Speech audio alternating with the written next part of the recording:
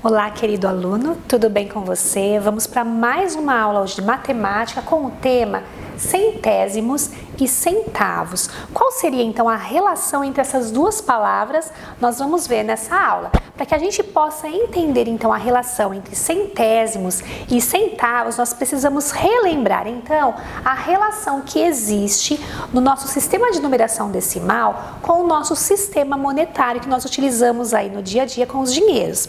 Vamos lá então. O nosso sistema de numeração decimal, ele é a base 10. Por quê?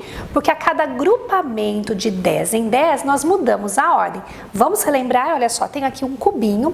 Esse cubinho representa então uma unidade. Se eu agrupar 10 cubinhos, eu poderei trocar então por uma dezena.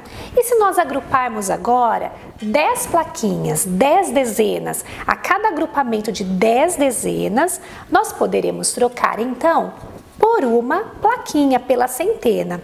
E se nós agruparmos dentro do sistema de numeração decimal 10 centenas, nós poderemos trocar então por uma unidade de milhar.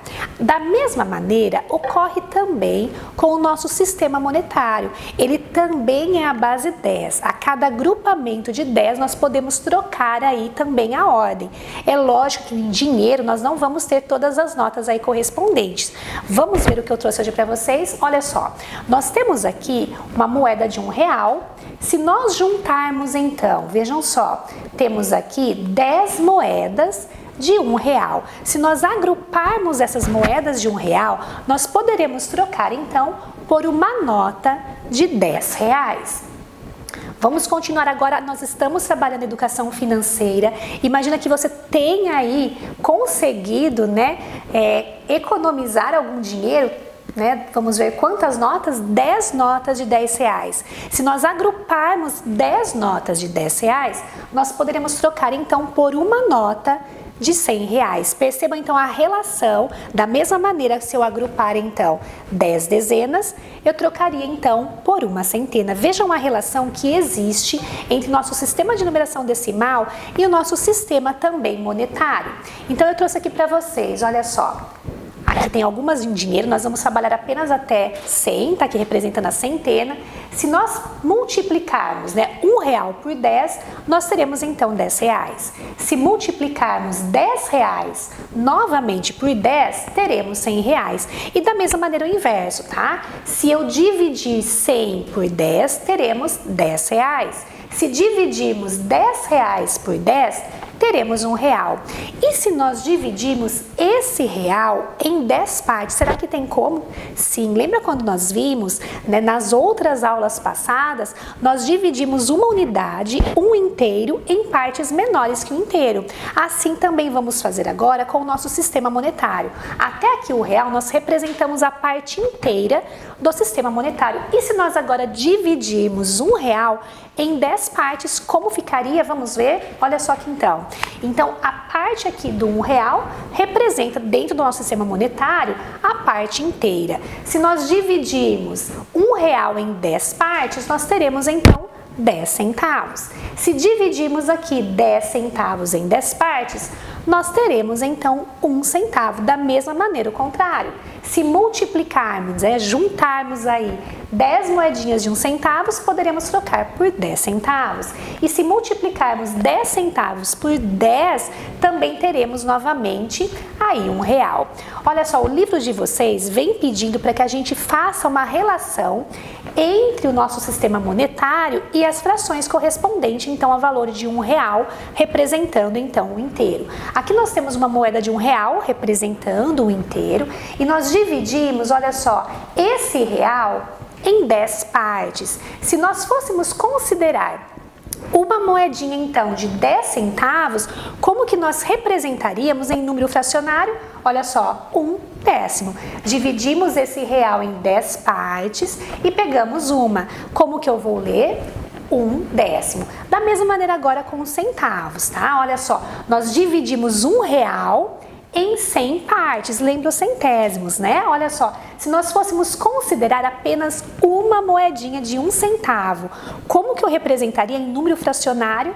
Nós dividimos em 100 e pegamos uma, olha só, 1 centésimo. Muito bem. Eu trouxe para vocês aqui, né, o valor de uma fatia de bolo, tá? R$ 2,34. É muito fácil a gente calcular aqui, poderia ser uma nota de R$ 2, né?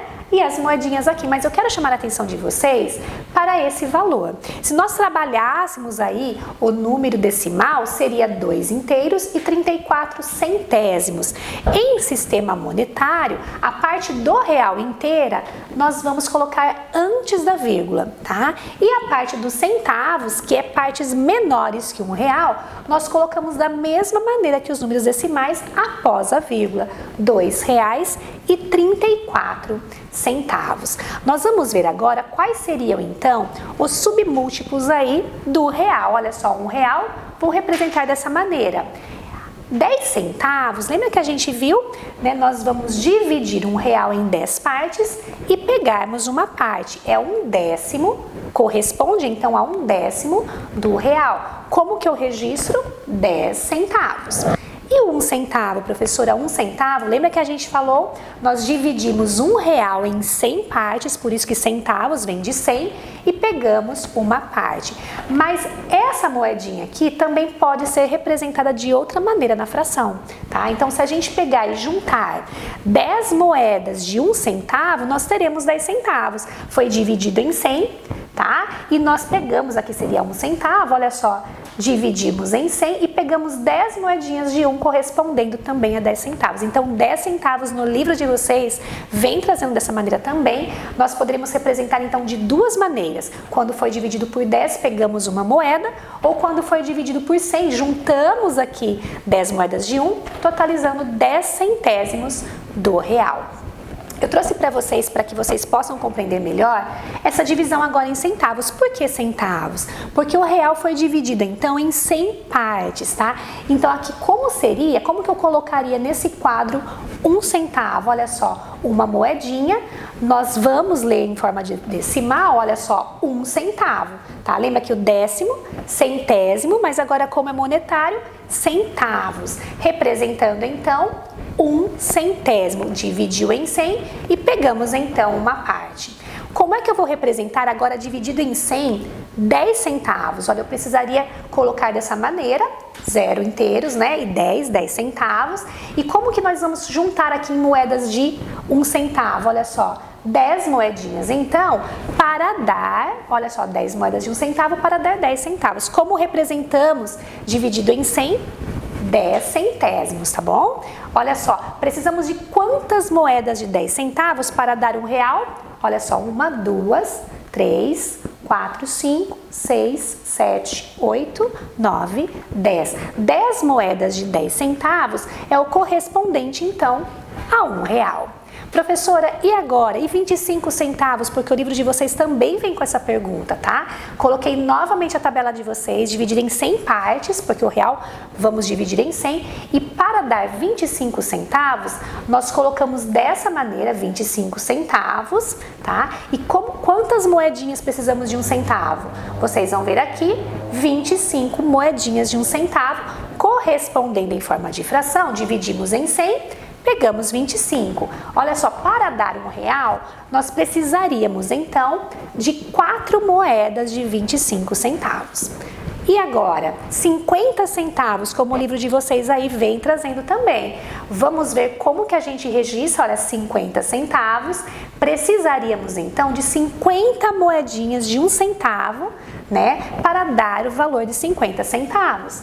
Quantas moedas de 50 centavos precisamos para dar R$1? Vamos ver e vamos ver como registrar 50 centavos em número fracionário, olha só. De 100, peguei 50. 50, então, centésimos, tá bom? Vamos lá, então. 2 moedas de 50 centavos daria, então, R$1. E agora R$1 completo, certo? Nós dividimos em 100. Se a gente fosse colocar aqui, olha, se a gente fosse juntar 100 moedinhas de 1 centavo, tá? Daria o valor, então, de R$1. Como que nós podemos, olha só, como que nós registraríamos em número fracionário? 100 centésimos, tá? Lembra da fração aparente que é igual a 1. 1 inteiro, no caso, então, R$1. Bem, agora é com você, é hora de você praticar o que você aprendeu sobre centésimos e centavos. Te vejo na próxima aula.